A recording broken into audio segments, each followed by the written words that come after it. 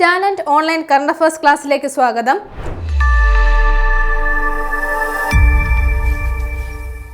ഇന്ന് നമ്മൾ ചർച്ച ചെയ്യുന്നത് ഓഗസ്റ്റ് 11-12 തീയതികളിലെ ആനുകാലിക വിഷയങ്ങളാണ്. വരൂ ക്ലാസ്സിലേക്ക് കടക്കാം.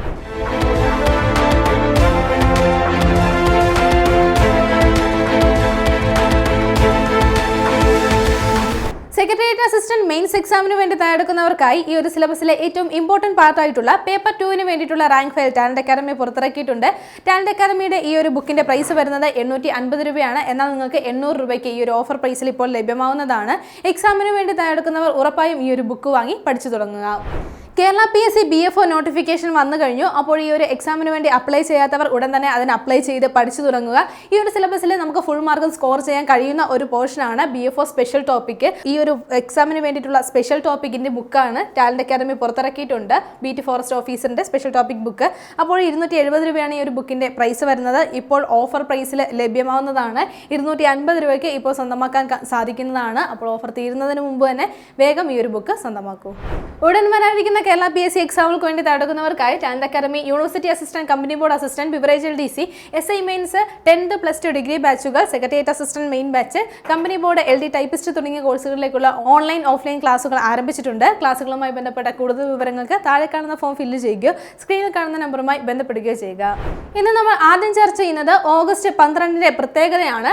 ഓഗസ്റ്റ് 12 എല്ലാ വർഷവും നമ്മൾ അന്താരാഷ്ട്ര യുവജന ദിനമായിട്ടാണ് ആചരിക്കുന്നത്. എന്താണ് ഓഗസ്റ്റ് 12 അന്താരാഷ്ട്ര യുവജന ദിനമായിട്ട് ആചരിക്കുന്നു. ഇന്റർനാഷണൽ യൂത്ത് ഡേ ആയിട്ട് ആചരിക്കുന്നു. അപ്പോൾ നമ്മുടെ സമൂഹത്തിലുള്ള ലോകമെമ്പാടുമുള്ള യുവജനങ്ങൾ നേരിടുന്ന വെല്ലുവിളികൾ എന്താണെന്നും അവർക്കുള്ള അവസരങ്ങൾ എന്തൊക്കെയാണെന്നുമുള്ള കാര്യങ്ങളെക്കുറിച്ച് ലോകത്തെ അറിയിക്കുവാനായിട്ടാണ്, അവബോധം നൽകുവാൻ വേണ്ടിയിട്ടാണ് എല്ലാ വർഷവും ഓഗസ്റ്റ് 12 അന്താരാഷ്ട്ര യുവജന ദിനമായിട്ട് ആചരിക്കുന്നത്. ഇനി 2025 ഈ ഒരു ദിനത്തിന്റെ പ്രമേയം എന്താണെന്ന് നോക്കാം. 2025 അന്താരാഷ്ട്ര യുവജന ദിനത്തിന്റെ പ്രമേയം ഇതാണ്: local youth actions for the SDGs and beyond എന്നുള്ളതാണ്. എന്താണ് local youth actions for the sustainable development goals and beyond എന്നുള്ളതാണ് ഈ ഒരു ദിവസത്തിന്റെ 2025 പ്രമേയം. അപ്പോൾ ഓഗസ്റ്റ് 12 നമ്മൾ എന്ത് ദിനമായിട്ടാണ് ആചരിക്കുന്നത്? അന്താരാഷ്ട്ര യുവജന ദിനമായിട്ടാണ് ആചരിക്കുന്നത്. ഇനി ഒരു ഭാഗ്യചിഹ്നമാണ് നമ്മൾ ചർച്ച ചെയ്യുന്നത്. 71ാമത് നെഹ്റു ട്രോഫി വള്ളം കളിയുടെ ഭാഗ്യചിഹ്നമാണ്. അപ്പോൾ എന്താണെന്ന് നോക്കാം. വള്ളം തുഴഞ്ഞു നീങ്ങുന്ന കാക്ക തമ്പുരാട്ടിയാണ്. എന്താണ് വള്ളം തുഴഞ്ഞു നീങ്ങുന്ന കാക്ക തമ്പുരാട്ടിയാണ് 71ാമത് 2025 നടക്കുന്നത് 71ാമത് നെഹ്റു ട്രോഫി വള്ളംകളിയാണ്. അപ്പോൾ ഈ ഒരു മത്സരത്തിന്റെ ഭാഗ്യചിഹ്നം എന്താണ്? വള്ളം തുഴഞ്ഞു നീങ്ങുന്ന കാക്ക തമ്പുരാട്ടിയാണ്. വള്ളം തുഴഞ്ഞു നീങ്ങുന്ന കാക്ക തമ്പുരാട്ടിയാണ് ഭാഗ്യചിഹ്നം.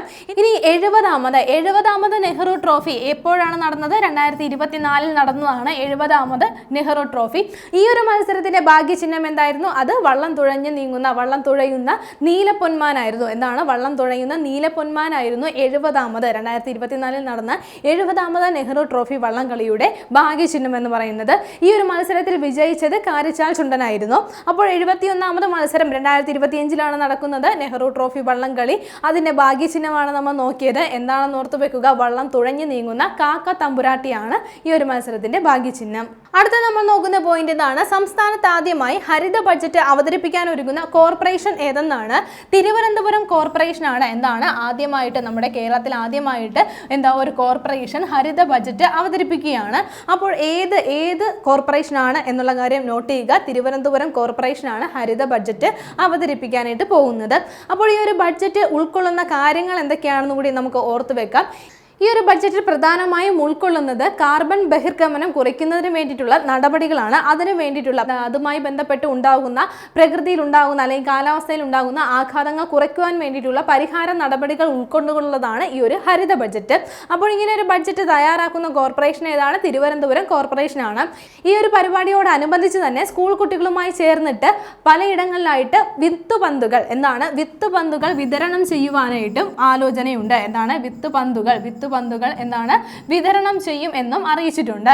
ഓർത്തു വെക്കുക. എന്തിനു വേണ്ടിയിട്ടാണ്? മരങ്ങൾ നടുന്നതിന് വേണ്ടിയിട്ടാണ്. വിത്തുപന്ത് എന്നുള്ള കോൺസെപ്റ്റ് എന്താണെന്നുള്ളത് നമ്മൾ നേരത്തെ ഒരു ക്ലാസ്സിൽ ചർച്ച ചെയ്തിട്ടുള്ളതാണ്. അതായത് ഒരു വിത്തിന് വളരാൻ ആവശ്യമായിട്ടുള്ള, മുളപൊട്ടാൻ ആവശ്യമായിട്ടുള്ള വളങ്ങളും മറ്റും ഉൾപ്പെടുത്തി ഒരു വിത്തിന്റെ ബോൾ ഉണ്ടാക്കുന്നതാണ് വിത്തുപന്ത് എന്ന് പറയുന്നത്. അപ്പോൾ 6000-ലേറെ സ്കൂളുകളുമായി ചേർന്നിട്ട് ഈ ഒരു വിത്തുപന്ത് വിതരണം ചെയ്യുവാൻ വേണ്ടിയിട്ട് കോർപ്പറേഷൻ ആലോചിക്കുന്നുണ്ട്. അപ്പോൾ ഓർത്തു വെക്കുക, ആദ്യമായിട്ട് ഹരിത ബജറ്റ് സംസ്ഥാനത്ത് നമ്മുടെ കേരളത്തിൽ അവതരിപ്പിക്കുന്നത് ഏത് കോർപ്പറേഷനാണ്? തിരുവനന്തപുരം കോർപ്പറേഷനാണ്. ഇനി നമ്മൾ നോക്കുന്നത് ഒരു പദ്ധതിയാണ്, നമുക്ക് ഓൾറെഡി അറിയാവുന്ന ഒരു പദ്ധതിയാണ് ഹാപ്പി കേരളം. എന്താണ് ഹാപ്പി കേരളം എന്നുള്ള പദ്ധതി? നമ്മൾ നേരത്തെ പണ്ട് ചർച്ച ചെയ്തിട്ടുള്ള ഒരു പോയിന്റ് ആണ്. അപ്പോൾ എന്തിനു വേണ്ടിയിട്ടുള്ളതായിരുന്നു ഹാപ്പി കേരളം എന്നുള്ള പദ്ധതി? നമ്മുടെ കുടുംബങ്ങളിലെ, സമൂഹത്തിലെ കുടുംബങ്ങളിലെ സന്തോഷം ഇരട്ടിപ്പിക്കാൻ ലക്ഷ്യമിട്ടുകൊണ്ട് കുടുംബശ്രീയുടെ നേതൃത്വത്തിൽ ആരംഭിച്ച ഒരു പദ്ധതിയാണ് എന്താണ് ഹാപ്പി കേരളം എന്നുള്ള ഈ ഒരു പദ്ധതി. ഈ ഒരു പദ്ധതി ഇനി നഗരത്തിലേക്ക് കൂടി വ്യാപിക്കാനായിട്ട് ഒരുങ്ങുകയാണ്. നഗരത്തിലേക്ക് കൂടി ഒരു പദ്ധതി സ്പ്രെഡ് ചെയ്യാൻ വേണ്ടിയിട്ട് ഒരുങ്ങുകയാണ്. ആദ്യം തന്നെ മാതൃകയാക്കുന്നത് 14 നഗരപ്രദേശങ്ങളിലുള്ള 14 CDSകളാണ്. 14 CDSകൾ വഴിയിട്ടാണ് ആദ്യഘട്ടത്തിൽ ഈ ഒരു പദ്ധതി നടപ്പിലാക്കുന്നത്, നഗരത്തിലേക്ക് വ്യാപിക്കുന്നത്. അപ്പോൾ ഹാപ്പി കേരളം എന്നുള്ള പദ്ധതി കുടുംബശ്രീയുടെ നേതൃത്വത്തിൽ നടത്തുന്നതാണ് എന്നുള്ള കാര്യം ഓർത്തു വെക്കുക. എന്തിനു വേണ്ടിയിട്ടാണ്? നമ്മുടെ സമൂഹത്തിലെ കുടുംബങ്ങളെ സന്തോഷിപ്പിക്കാൻ വേണ്ടിയിട്ട്, അല്ലെങ്കിൽ സന്തോഷം ഇരട്ടിയാക്കാൻ വേണ്ടിയിട്ട് പല ആക്ടിവിറ്റികളിലൂടെ ആ ഒരു സന്തോഷം കൂട്ടുന്നതിന് വേണ്ടിയിട്ടാണ് ഹാപ്പി കേരളം എന്നുള്ള ഈ ഒരു പദ്ധതി ആവിഷ്കരിച്ചിട്ടുള്ളത്. അടുത്തത് ഒരു അവാർഡാണ് നമ്മൾ ചർച്ച ചെയ്യുന്നത്. മലയാറ്റൂർ അവാർഡാണ്. മലയാറ്റൂർ ട്രസ്റ്റ് നൽകുന്ന അവാർഡാണ്. 18ാമത് മലയാറ്റൂർ അവാർഡിന് അർഹനായത് ആരെന്ന് നോക്കാം. ഈ സന്തോഷ് കുമാറാണ്. ആരാണ്? ഈ സന്തോഷ് കുമാറാണ് 18ാമത് മലയാറ്റൂർ അവാർഡിന് അർഹനായിരിക്കുന്നത്. മലയാറ്റൂർ ട്രസ്റ്റ് നൽകുന്ന പുരസ്കാരമാണ് ഇതെന്നുള്ള കാര്യം നോട്ട് ചെയ്ത് തന്നെ പഠിക്കുക. അദ്ദേഹത്തിന്റെ ഏത് രചനയിലൂടെയാണ് ഈ ഒരു പുരസ്കാരം ലഭിച്ചത് എന്നുള്ള കാര്യം കൂടി ഓർത്തു വെക്കാം. തപോമയിയുടെ അച്ഛൻ. എന്താണ്? തപോമയിയുടെ അച്ഛൻ എന്നുള്ള രചനയിലൂടെയാണ് അദ്ദേഹത്തിന് ഈ ഒരു പുരസ്കാരം ലഭിക്കുന്നത്. അദ്ദേഹത്തിന്റെ ഈ ഒരു ബുക്കിനെ കുറിച്ച് നമ്മൾ നേരത്തെ ഒരു ക്ലാസ്സിൽ ചർച്ച ചെയ്തിട്ടുണ്ട്. അപ്പോൾ ഈ ഒരു ബുക്കിലൂടെയാണ്, അദ്ദേഹത്തിന്റെ ഈ ഒരു നോവലിലൂടെയാണ് മലയാറ്റൂർ അവാർഡ് അദ്ദേഹത്തിന് ലഭിക്കുന്നത്. 18ാമത് മലയാറ്റൂർ അവാർഡാണ് നൽകുന്നത് മലയാറ്റൂർ ട്രസ്റ്റ് ആണ് എന്നുള്ള കാര്യം ഓർത്തു വെക്കുക. ഇനി ഒരു അവാർഡിൽ തന്നെ പുതുതലമുറയിലെ ശ്രദ്ധേയനായ എഴുത്തുകാരന് വേണ്ടിയിട്ടുള്ള മലയാറ്റൂർ പ്രൈസിന് അർഹനായത് ആരാണെന്ന് കൂടി ഓർത്തു വെക്കുക. സലിൻ മാങ്കുഴിയാണ്. ആരാണ്? സലിൻ മാങ്കുഴിയാണ് ഈ ഒരു പുരസ്കാരത്തിന് അർഹനായത്. എന്ത് പുരസ്കാരമാണ്? മലയാറ്റൂർ പ്രൈസ് ആണ്. എന്തിനു വേണ്ടിയിട്ടാണ്? ഏത് വിഭാഗത്തിലൂടെയാണ്? പുതുതലമുറയിലെ ശ്രദ്ധേയനായ എഴുത്തുകാരന് വേണ്ടി നൽകുന്ന പുരസ്കാരമാണ്. അപ്പോൾ ഈ ഒരു പുരസ്കാരത്തിന് അർഹനായിരിക്കുന്നത് സലിൻ മാങ്കുഴിയാണ് എന്നുള്ള കാര്യം നോട്ട് ചെയ്യുക. അദ്ദേഹത്തിന്റെ ഏത് നോവലാണ്? ആനന്ദലീല. എന്താണ്? ആനന്ദലീല എന്നുള്ള നോവലിലൂടെയാണ് സലിൻ മാങ്കുഴിക്ക് ഈ ഒരു പുരസ്കാരം ലഭിക്കുന്നത്. അപ്പോൾ നമ്മൾ ചർച്ച ചെയ്തത് 18ാമത് മലയാറ്റൂർ അവാർഡാണ്. ഈ ഒരു അവാർഡിന് അർഹനായത് ഈ സന്തോഷ് കുമാറാണ്. ഇനി പുതുതലമുറയിലെ ശ്രദ്ധേയനായ എഴുത്തുകാരന് വേണ്ടിയിട്ടുള്ള മലയാറ്റൂർ പ്രൈസിന് അർഹനായത് സലിൻ മാങ്കുഴിയാണ്. ഇനി ഒരു ഓപ്പറേഷനാണ്, നമ്മുടെ ഇന്ത്യൻ സൈന്യം നടത്തിയ ഒരു ഓപ്പറേഷനെ കുറിച്ചാണ് നമ്മൾ പറയുന്നത്. ജമ്മു കാശ്മീരിലെ കുൽഗാം ജില്ലയിലെ അഘൽ വനപ്രദേശത്ത് ഇന്ത്യൻ സൈന്യം ആരംഭിച്ച സൈനിക നടപടിയാണ് ഓപ്പറേഷൻ അഘൽ. ഓപ്പറേഷൻ അഘൽ എന്നാണ് പേര് നൽകിയിരിക്കുന്നത്. അപ്പോൾ അഘൽ എന്നുള്ള ഈ ഒരു പ്രദേശത്ത് നടത്തിയത് കൊണ്ടാണ് ഓപ്പറേഷൻ അഘൽ എന്നുള്ള പേര് നൽകിയിരിക്കുന്നത്. അപ്പോൾ എന്തിനു വേണ്ടിയിട്ടാണ് ഈ ഒരു സൈനിക നടപടി ആരംഭിച്ചതെന്ന് വെച്ചാൽ അവിടെ ഭീകരർ ഉണ്ട് എന്നുള്ള രഹസ്യ വിവരത്തെ തുടർന്നാണ് അവരെ കണ്ടെത്താൻ വേണ്ടിയിട്ടാണ് ഈ ഒരു തിരച്ചിൽ നടപടി ആരംഭിച്ചിരിക്കുന്നത്. ഓപ്പറേഷൻ അഘൽ എന്നാണ് ഇതിന് പേര് നൽകിയിരിക്കുന്നത്. കാരണം എന്താണ്? ജമ്മു കാശ്മീരിലെ കുൽഗാം ജില്ലയിലെ അഘൽ വനപ്രദേശത്താണ് ഈ ഒരു സെർച്ച് അല്ലെങ്കിൽ ഈ ഒരു നടപടി നടത്തുന്നത്. അപ്പോൾ ഇതിലൂടെ ഈ ഒരു സെർച്ച് അല്ലെങ്കിൽ ഈ ഒരു ഓപ്പറേഷൻ ആരംഭിച്ചിട്ട് 10 ദിവസം ആകുകയാണ്. ഈ ഒരു സൈനിക നടപടിയെ തുടർന്ന് 2 നമ്മുടെ സൈനികരാണ് വീരമൃത്യു വരിച്ചിരിക്കുന്നത്. അപ്പോൾ ഓർത്തു വെക്കുക, ഓപ്പറേഷൻ അഘൽ എവിടെ നടത്തിയതാണ്? ജമ്മു കാശ്മീരിലാണ്, കുൽഗാം ജില്ലയിലെ അഘൽ എന്നുള്ള വനപ്രദേശത്താണ് നടത്തിയത്. ഇന്ത്യൻ സൈന്യം നടത്തിയ ഒരു ഭീകരരെ കണ്ടെത്തുവാൻ വേണ്ടിയിട്ടുള്ള ഒരു തിരച്ചിൽ നടപടിയായിരുന്നു ഇത്. ഈ ഒരു പുസ്തകമേളയുമായി ബന്ധപ്പെട്ട പോയിന്റാണ് നമ്മൾ ചർച്ച ചെയ്യുന്നത്. 38ാമത് ബൊഗോട്ട അന്താരാഷ്ട്ര പുസ്തകമേള 2026 നടക്കുന്നത്. അപ്പോൾ ഇതിലേക്ക് ഇന്ത്യ പങ്കെടുക്കുകയാണ്. ഈ ഒരു പുസ്തകമേളയിൽ ഇന്ത്യയും പങ്കെടുക്കുന്നുണ്ട്. എങ്ങനെയാണ് പങ്കെടുക്കുന്നത്? ഗസ്റ്റ് ഓഫ് ഓണർ ആയിട്ടാണ്. നമ്മുടെ രാജ്യം ഇന്ത്യ ഈ ഒരു പുസ്തകമേളയിൽ പങ്കെടുക്കുന്നത്. 2026 നടക്കുന്നത്. 38ാമത് ബൊഗോട്ട അന്താരാഷ്ട്ര പുസ്തകമേളയാണ്. കൊളംബിയയിൽ വെച്ചാണ് ഈ ഒരു പുസ്തകമേള നടക്കുന്നത്. ഗസ്റ്റ് ഓഫ് ഓണർ ആയിട്ടാണ് നമ്മുടെ രാജ്യം ഇതിൽ പങ്കെടുക്കുന്നത്. അടുത്ത നമ്മൾ ചർച്ച ചെയ്യുന്ന പോയിന്റ് ഇതാണ്. നേപ്പാളെ റൈസ് ഫോർട്ടിഫിക്കേഷനും അതേപോലെ വിതരണ ശൃംഖലയും ശക്തിപ്പെടുത്തുന്നതിനായിട്ട് UNWFPയുമായി സഹകരിക്കുന്ന രാജ്യം ഏതെന്നാണ്?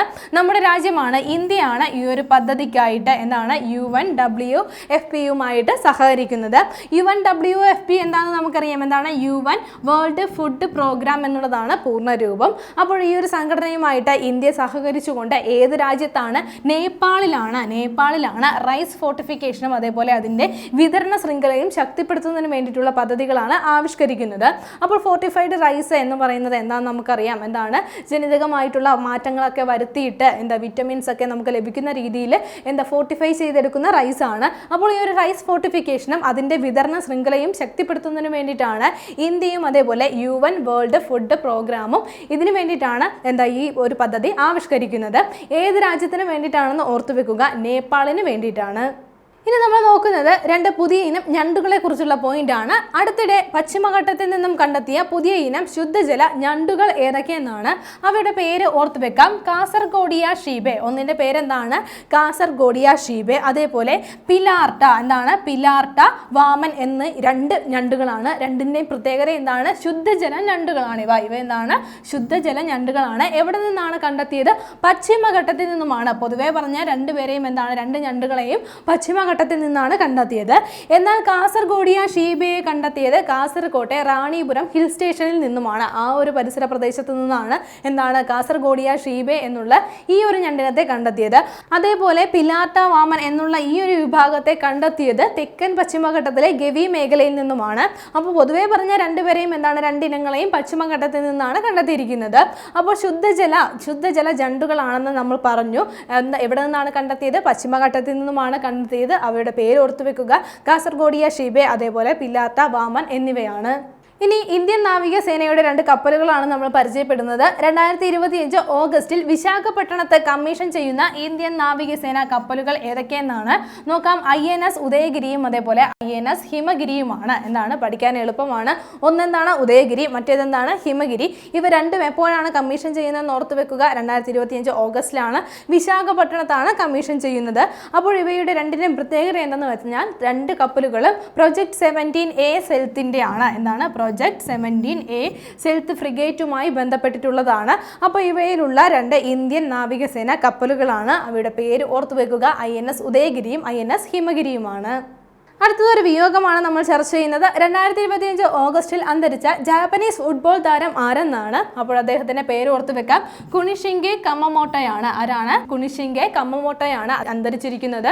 അപ്പോൾ എന്താണ് അദ്ദേഹത്തിന്റെ പ്രത്യേകത എന്ന് നമ്മൾ പറഞ്ഞു. അദ്ദേഹം ജാപ്പനീസ് ഫുട്ബോൾ താരമായിരുന്നു. ആരാണ്? കുനിഷിൻഗെ. അദ്ദേഹം 2025 ഓഗസ്റ്റിൽ അന്തരിച്ചിരിക്കുകയാണ്. ഇനി മറ്റൊരു വിയോഗമാണ് നമ്മൾ ചർച്ച ചെയ്യുന്നത്. 2025 ഓഗസ്റ്റിൽ അന്തരിച്ച അമേരിക്കൻ ബഹിരാകാശ സഞ്ചാരി ആരെന്നാണ്. ഓർത്തു വെക്കാം. ജിം ലോവലാണ്. ആരാണ്? ജിം ലോവലാണ്. അപ്പോൾ അദ്ദേഹം അന്തരിച്ചിരിക്കുകയാണ്. അദ്ദേഹത്തിന്റെ പ്രത്യേകത എന്താണ്? അമേരിക്കൻ ബഹിരാകാശ സഞ്ചാരിയായിരുന്നു അദ്ദേഹം അപ്പോളോ 8ന്റെ അപ്പോളോ 8ന്റെ കമാൻഡർ ആയിരുന്നു. ഇനി അതേപോലെ അപ്പോളോ 13 എന്നുള്ള ദൗത്യത്തിലും ജെമിനി 7 ഇനി ജെമിനി 12 എന്നീ ദൗത്യങ്ങളിലും അദ്ദേഹം പങ്കെടുത്തിട്ടുണ്ട്, ഭാഗമായിട്ടുണ്ട്. ബഹിരാകാശ സഞ്ചാരിയായിരുന്നു, അമേരിക്കൻ ബഹിരാകാശ സഞ്ചാരിയായിരുന്ന ജിം ലോവൽ എന്നാണ് അന്തരിച്ചിരിക്കുന്നതെന്ന് ഓർത്തു വെക്കുക. 2025 ഓഗസ്റ്റിലാണ് അന്തരിച്ചത്. ഇതുവരെ നമ്മൾ ചർച്ച ചെയ്ത പോയിന്റുകൾ ഒന്നുകൂടി നോക്കാം. ആദ്യം നമ്മൾ ചർച്ച ചെയ്ത പോയിന്റ് ഇതായിരുന്നു. 71ാമത് നെഹ്റു ട്രോഫി വള്ളംകളിയുടെ ഭാഗ്യചിഹ്നം. എന്താണ് ഭാഗ്യചിഹ്നം? വള്ളം തുഴഞ്ഞു നീങ്ങുന്ന കാക്കത്തമ്പുരാട്ടി എന്നുള്ളതാണ് ഭാഗ്യചിഹ്നം. 70ാമത് നെഹ്റു ട്രോഫിയുടെ ഭാഗ്യചിഹ്നം എന്താണെന്ന് നമ്മൾ പറഞ്ഞു. വള്ളം തുഴയുന്ന നീല പൊന്മാനായിരുന്നു 70ാമത് നെഹ്റു ട്രോഫിയുടെ ഭാഗ്യചിഹ്നം. അത് കഴിഞ്ഞിട്ട് നമ്മൾ നോക്കിയത് സംസ്ഥാനത്ത് ആദ്യമായി ഹരിത ബഡ്ജറ്റ് അവതരിപ്പിക്കാൻ ഒരുങ്ങുന്ന കോർപ്പറേഷൻ ഏതെന്നാണ്. തിരുവനന്തപുരം കോർപ്പറേഷനാണ് ഇങ്ങനെ ഒരു ബഡ്ജറ്റ് അവതരിപ്പിക്കാൻ ഒരുങ്ങുന്നത്. കാർബൺ ബഹിർഗമനം കുറയ്ക്കുന്നതിന് വേണ്ടിയിട്ടുള്ള നടപടികളാണ് ഈ ഒരു ബഡ്ജറ്റിൽ ഉൾക്കൊള്ളിച്ചിട്ടുള്ളത്. അത് കഴിഞ്ഞിട്ട് ഹാപ്പി കേരളം എന്നുള്ള കുടുംബശ്രീ പദ്ധതിയുമായി ബന്ധപ്പെട്ട പോയിന്റാണ് നമ്മൾ ചർച്ച ചെയ്തത്. ഈ പദ്ധതി എന്താണ്? ഈ നഗരത്തിലേക്കും വ്യാപിക്കുവാൻ പോകുകയാണ്. അത് കഴിഞ്ഞിട്ട് ഒരു പുരസ്കാരമാണ് നമ്മൾ ചർച്ച ചെയ്തത്. 18ാമത് മലയാറ്റൂർ അവാർഡാണ്. അപ്പോൾ ഈ ഒരു പുരസ്കാരത്തിന് അർഹനായത് ആരാണ്? ഈ സന്തോഷ് കുമാറാണ്. അദ്ദേഹത്തിന്റെ തപോമയുടെ അച്ഛൻ എന്നുള്ള രചനയിലൂടെയാണ്, നോവലിലൂടെയാണ് ഈ ഒരു പുരസ്കാരം ലഭിക്കുന്നത്. അതേപോലെ പുതുതലമുറയിലെ ശ്രദ്ധേയനായ എഴുത്തുകാരനുള്ള മലയാറ്റൂർ പ്രൈസിന് അർഹനായത് ആരാണ്? അത് സലിൽ മാങ്കുഴിയാണ്. ശേഷം നമ്മൾ ചർച്ച ചെയ്തത് നമ്മുടെ സൈന്യം നടത്തിയ ഒരു ഓപ്പറേഷൻ ആയിരുന്നു. ഓപ്പറേഷൻ അഗൽ എന്നുള്ളത്. ജമ്മു കാശ്മീരിലെ കുൽഗാം ജില്ലയിലെ അഗൽ വനപ്രദേശത്ത് ഇന്ത്യൻ സൈന്യം ആരംഭിച്ച ഓപ്പറേഷനാണ്, നടപടിയാണ് ഓപ്പറേഷൻ അഗൽ എന്നുള്ളത്. അത് കഴിഞ്ഞിട്ട് നമ്മൾ നോക്കിയത് 38ാമത് ബൊഗോട്ട അന്താരാഷ്ട്ര പുസ്തകമേളയിൽ ഇന്ത്യയും പങ്കെടുക്കുകയാണ്. എങ്ങനെയാണ്? ഗസ്റ്റ് ഓഫ് ഓണർ രാജ്യമായിട്ടാണ് ഇന്ത്യ ഈ ഒരു പുസ്തകമേളയിൽ പങ്കെടുക്കുന്നത്. അതിനുശേഷം നമ്മൾ ചർച്ച ചെയ്തത് നേപ്പാളെ റൈസ് ഫോർട്ടിഫിക്കേഷനും വിതരണ ശൃംഖലയും ശക്തിപ്പെടുത്തുന്നതിനായിട്ട് UN വേൾഡ് ഫുഡ് പ്രോഗ്രാമുമായി സഹകരിക്കുന്ന രാജ്യം ഏതെന്നാണ്? ഇന്ത്യയാണ്. നേപ്പാളിന് വേണ്ടിയിട്ടാണ് സഹകരിക്കുന്നത്, ഈ ഒരു പദ്ധതി തയ്യാറാക്കുന്നത് എന്നുള്ള കാര്യം നോട്ട് ചെയ്യുക. അത് കഴിഞ്ഞിട്ട് നമ്മൾ നോക്കിയത് പുതിയ ഇനം 2 ഞണ്ടുകളെ കണ്ടെത്തിയ കാര്യമായിരുന്നു. എന്താണ്? കാസർഗോഡിയ ഷീബെ, അതേപോലെ പിലാർട്ട വാമൻ എന്നീ ഞണ്ടുകളെയാണ് കണ്ടെത്തിയത്. പശ്ചിമഘട്ടത്തിൽ നിന്നുമാണ് കണ്ടെത്തിയത്. ശേഷം നമ്മൾ ചർച്ച ചെയ്തത് 2025 ഓഗസ്റ്റിൽ വിശാഖപട്ടണത്ത് കമ്മീഷൻ ചെയ്യുന്ന ഇന്ത്യൻ നാവികസേന കപ്പലുകൾ ഏതൊക്കെയെന്നാണ്? INS ഉദയഗിരിയും INS ഹിമഗിരിയുമാണ് കമ്മീഷൻ ചെയ്യുന്നത്. അത് കഴിഞ്ഞിട്ട് നമ്മൾ നോക്കിയത് ഒരു വിയോഗമായിരുന്നു. 2025 ഓഗസ്റ്റിൽ അന്തരിച്ച ജാപ്പനീസ് ഫുട്ബോൾ താരം ആരെന്നാണ്? കുനിഷിഗെ കമമോട്ടോയാണ് അന്തരിച്ച ജാപ്പനീസ് ഫുട്ബോൾ താരം. വീണ്ടും നമ്മൾ ഒരു വിയോഗം ചർച്ച ചെയ്തു. 2025 ഓഗസ്റ്റിൽ അന്തരിച്ച അമേരിക്കൻ ബഹിരാകാശ സഞ്ചാരി ആരെന്നാണ്? ജിം ലോവലാണ്. അപ്പോളോ 8, അതേപോലെ അപ്പോളോ 12, ജെമിനി 7, ജെമിനി 13 എന്നീ ദൗത്യങ്ങളിൽ അദ്ദേഹം പങ്കാളിയായിട്ടുണ്ട്. കഴിഞ്ഞ ക്ലാസ്സുമായി ബന്ധപ്പെട്ട 2 ചോദ്യങ്ങൾ നൽകുകയാണ്. ചരിത്രങ്ങൾ താഴെ കമന്റ് ചെയ്യുക. 2025 കേരളത്തിൽ സംഘടിപ്പിച്ച ഗവേഷണ വികസന ഉച്ചകോടിയുടെ വേദി എവിടെയെന്നാണ് ചോദ്യം. Option A Kozhikode, option B Thiruvananthapuram, option C Ernakulam, option D Palakkad. രണ്ടാമത്തെ ചോദ്യം ഇതാണ്. സബ് രജിസ്ട്രാർ ഓഫീസുകളിലെ അഴിമതി കണ്ടെത്താൻ വിജിലൻസ് നടത്തിയ പരിശോധന ഏതെന്നാണ്? Option A operation secure land, option B operation ജാസൂസ്, option C operation clean wheels, option D operation Petromax. ശരി ഉത്തരങ്ങൾ താഴെ കമന്റ് ചെയ്യുക. കഴിഞ്ഞ ക്ലാസ്സിൽ നൽകിയിരുന്ന ചോദ്യങ്ങളുടെ ഉത്തരങ്ങൾ ചർച്ച ചെയ്യാം. ആദ്യത്തെ ചോദ്യം ഇതായിരുന്നു. കേരളത്തിലെ നിലവിലെ മെഡിസെപ്പ് പരിരക്ഷ എത്രയെന്നാണ്? ചരിത്രം ഏതാണ്? ഓപ്ഷൻ എ ആണ്, 5 ലക്ഷം രൂപയാണ്. രണ്ടാമത്തെ ചോദ്യം ഇതായിരുന്നു. 2025 SCO ഉച്ചകോടിയുടെ വേദി എവിടെയെന്നാണ്? ശരി ഉത്തരം ഓപ്ഷൻ ബി ആണ്. എവിടെയാണ്? ടിയാൻജിനിൽ വെച്ചിട്ടാണ് 2025 SCO ഉച്ചകോടി നടക്കുന്നത്. നമ്മളിത് ചർച്ച ചെയ്ത പോയിന്റുകൾ എല്ലാവർക്കും മനസ്സിലായി കാണുമെന്ന് വിശ്വസിക്കുന്നു. നന്നായി പഠിക്കുക, നന്നായി മുന്നേറുക. മറ്റൊരു ക്ലാസ്സുമായി വീണ്ടും കാണാം.